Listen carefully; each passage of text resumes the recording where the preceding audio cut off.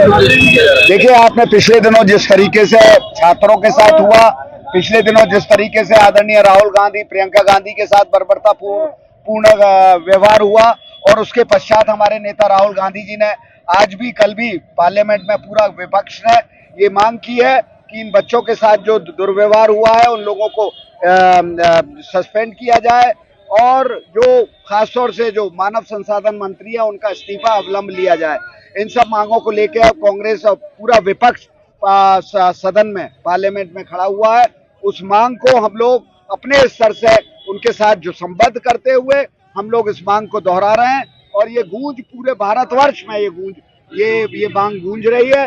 और इतनी तानाशाही, इतने कानों को बंद रखना, कानों में रुई रखना, ये लोकतंत्र, स्वस्थ लोकतंत्र की पहचान नहीं है।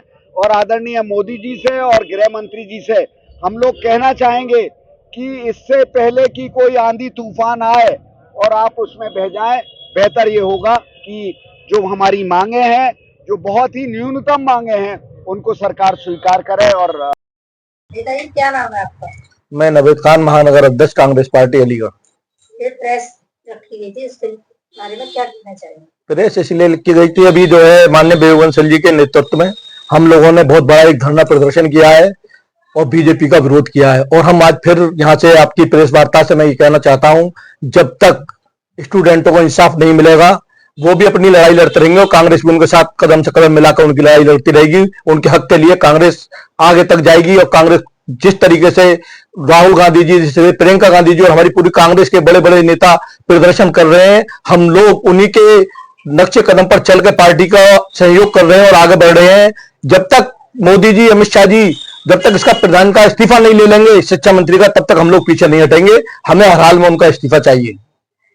नेताजी, ये बताइए, जैसे कि जंतर मंतर पे जो बताया जा रहा है कि बच्चियों के पर पुलिस इतना अत्याचार हुआ, पुलिस ने इतना अत्याचार किया, कपड़े तक फाड़ दिए महिलाओं के लिए, बेटियों के, जो मोदी जी का नारा है बेटी पढ़ाओ बेटी बचाओ, इसके बारे में क्या कहना चाहेंगे? जो आज दमनकारी सरकार चल रही है, जिस तरीके से पुलिस गुंडागर्दी कर रही है, जिस तरीके से 12-12, 14-14 साल की बच्चियों के कपड़े फाड़े जा रहे हैं, उनको गलत तरीके से डंडे का यूज किया जा रहा है उनके साथ, ये सरकार अंग्रेजों से भी ज्यादा बदतर है। ऐसी हरकत तो अंग्रेजों ने भी कभी नहीं की। अभी तक कोई इस्तीफे का नाम नहीं है। अभी तक बीजेपी का कोई लीडर उन बच्चों से जाकर नहीं मिला है, स्टूडेंटों से।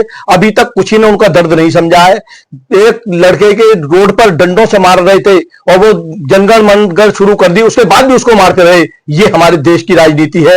ये राजनीति जो है दमनकारी की राजनीति है, ये गुंडागर्दी की राजनीति है। आज जिस तरीके की राजनीति हो रही है, ये राजनीति कभी हिंदुस्तान की नहीं हो सकती। ये अंग्रेजों की राजनीति है, ये गुंडों की राजनीति है। इसमें आगे कांग्रेस का क्या वो रहेगा? कांग्रेस जब तक इस्तीफा नहीं देंगे, जब तक सरकार घुटनों के बल नहीं आएगी, तब तक कांग्रेस बच्चों का सहयोग करती रहेगी। शिक्षा के नाम पर जिस तरीके से बच्चों की लूट हुई है, जिस तरीके से बच्चों की डेथ हुई है, 12 बच्चे पहले मर चुके हैं, आज जिस तरीके से बच्चे घायल है, सैकड़ों बच्चे हॉस्पिटलों में एडमिट है, जब तक वो सही नहीं हो जाते, तब तक वो उनको इंसाफ नहीं मिल जाता, तब तक कांग्रेस उनके साथ कदम से कदम बढ़ाकर लड़ती रहेगी। जो बच्चे खत्म हुए हैं उनके बारे में आप क्या करेंगे? उनको कम से कम जिनके घर में जो है उन्हें एक एक नौकरी, 50-50 लाख रुपए उनके घर की मदद करनी चाहिए, जिससे उनके घर का पालन पोषण कर हो सके। उस माँ से पूछे जिसने अपना बच्चा खोया है, उस माँ को अब ये बताइए, जिस तरीके से उन्होंने MBBS की तैयारी करी, जब उसको पता था कि मेरा पेपर अच्छा हुआ है, मैं 100% डॉक्टर बन जाऊंगा, जब उसने नीट का पेपर क्वालिफाई करने के बाद जब उसे पता लगा पेपर लीक हो गया और मेरा उसमें से नाम कट गया हुआ, अब मेरा नाम क्या किसी का नाम नहीं आएगा, उसने खुदकुशी कर ली। उस माँ से पूछो जो उसने बच्चे की आस लगाए बैठी थी, जिसने अपने बच्चों को कहां से पैसे इकट्ठे करके पढ़ाया था कि आज बड़ा हो गया मेरा बच्चा मेरा सहारा बनेगा, तो सरकार को 50 लाख रुपए और उनके घर के किसी एक आदमी को नौकरी देनी चाहिए। सरकार को एक तरफ आप कह रहे हैं कि मुआवजा देना चाहिए और नौकरी देना चाहिए, जब सरकार इतना अत्याचार कर रही है तो इसमें फिर कैसे सरकार कर देगी मदद? सरकार मदद नहीं कर रही है, सरकार तो लूटपाट कर रही है। सरकार तो मंदिरों से पैसा लूट रही है। सरकार तो जितने भी मंदिर हैं, कम से कम अब तक राम मंदिर के अलावा भी 2-3 मंदिरों की और न्यूज चल चुकी है, सब मंदिरों पे से पैसा इकट्ठा कर रहे हैं, लूटपाट कर रहे हैं। GST के नाम पर, नोटबंदी के नाम पर, 15 लाख रुपए देने के नाम पर जनता को ठगा गया और आज वही जनता रोड पे है और इनको जवाब देना पड़ेगा, हर हाल में जवाब देना पड़ेगा। इस सरकार की जवाबदेही बनती है, सरकार को आना है रोड पर और आकर उनका जवाब देना है, और जो प्रधान है उनका इस्तीफा लेना पड़ेगा सरकार को। राहुल गांधी जी वहाँ पे जंतर मंतर पे गए, उन्हें भी गिरफ्तार कर लिया गया। इस बारे में क्या कहेंगे आप? तो गुंडागर्दी कर रही है सरकार। सरकार पुलिस को आदेश दे रही है, पुलिस मिली हुई है।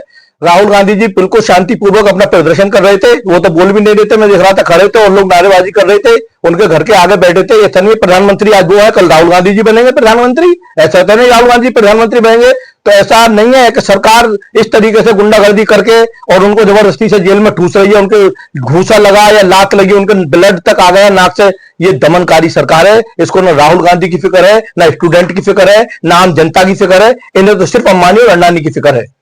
एक तरफ ये कहा जा रहा है कि ये एक दोगली सरकार का वो दिया जा रहा है, इसमें क्या कहेंगे आप?